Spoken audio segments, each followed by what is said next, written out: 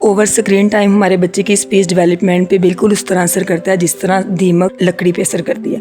5 साल तक की उम्र का टाइम बच्चे की डेवलपमेंट के लिए बहुत इंपॉर्टेंट टाइम होता है, जिसमें हम अनकॉन्शियसली बच्चे को स्क्रीन दे देते हैं। बहुत से पेरेंट्स ऐसे होते हैं, उन्हें अंदाज़ा नहीं होता कि हम कितनी बड़ी गलती कर रहे हैं। अब हम इस बारे में बात करते हैं कि स्क्रीन बच्चे के डेवलपमेंट के कौन कौन से पॉइंट्स पे टारगेट करती है। सबसे पहली बात तो ओवर स्क्रीन टाइम बच्चे की कन्वर्सेशन स्टॉप कर देता है, बच्चा किसी से बात नहीं करता, जिसके बहुत ज़्यादा चांसेस होते हैं कि वो ऑटिज्म में चला जाए। उसके बाद एक और इफेक्ट उसके आई कांटेक्ट पे आता है, उसके सोशल इंटरेक्शन पे आता है। बच्चा चिड़चिड़ा होता है, हाइपर एक्टिव हो सकता है, बच्चे का फोकस खराब हो जाता है। ये जो फास्ट किस्म के कार्टून्स और बहुत ज़्यादा रील्स देखना ये बच्चे का फोकस, उसका टेम्पर, उसकी बर्दाश्त खत्म करने पे बहुत ज़्यादा अहम रोल प्ले कर रहा है। मुझे लगता है कि हमें इस बारे में ज़रूर सोचना चाहिए कि ये शॉर्ट्स तो किसी सूरत हम अपने बच्चे को ना दें, बिल्कुल भी देखने ना दें।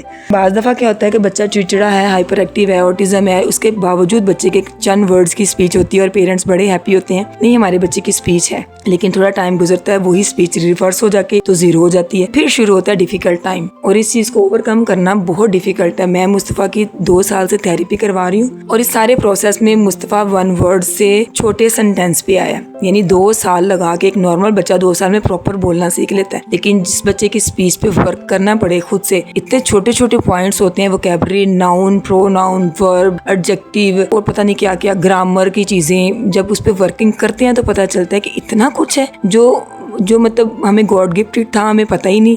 लेकिन जब हमने खुद करवाया वो चीज़ हमारे लिए एक तो बहुत बड़ा एक बुलंदा बन गया कि हम ये भी कराएं। फिर इंसान को याद आता है कि ये अल्लाह ताला की नेमतें ही हैं। आप बच्चे के साथ क्वालिटी टाइम स्पेंड करने की कोशिश करें। बच्चे को अगर आपने स्क्रीन देनी भी है, लिमिटेड टाइम के लिए दें, लेकिन एजुकेशनल कंटेंट दें। बच्चे के साथ पोइम्स पढ़ें, उसके साथ बैठ के स्क्रीन देखें लिमिटेड टाइम के लिए, उसके साथ डिस्कस करें कि इसमें क्या हो रहा है। सबसे मेन चीज़ जो है बच्चे का इंटरेक्शन इफेक्ट होता है स्क्रीन से। अगर उसका इंटरेक्शन खत्म मीन्स हर चीज़ स्टॉप। आप उसके साथ एक्टिविटीज़ करें, गेम्स करें, पोएम्स पढ़ें, डांसिंग करें, बच्चों के साथ अच्छे से मूवमेंट में डांस करें, बच्चा हैप्पी रहे। फिजिकली भी बच्चा इंप्रूव होता है और उसका माइंड भी ग्रो करता है। अगर आप बाहर लेके गए हैं बच्चे को, तो बच्चे को एक्टिविटीज़ जो बाहर हो रही है उसके बारे में बताएं, ये क्या हो रहा है, हम किस जगह पे आए हैं, यहाँ ऐसे होता है। घर में अगर कोई एक्टिविटी है उसमें बच्चे को इन्वॉल्व करें। सबसे बड़ी चीज़ जो मैंने सीखी है मुस्तफ़ा की स्पीच डेवलपमेंट में कि बच्चे को घर के कामों में इन्वॉल्व करें।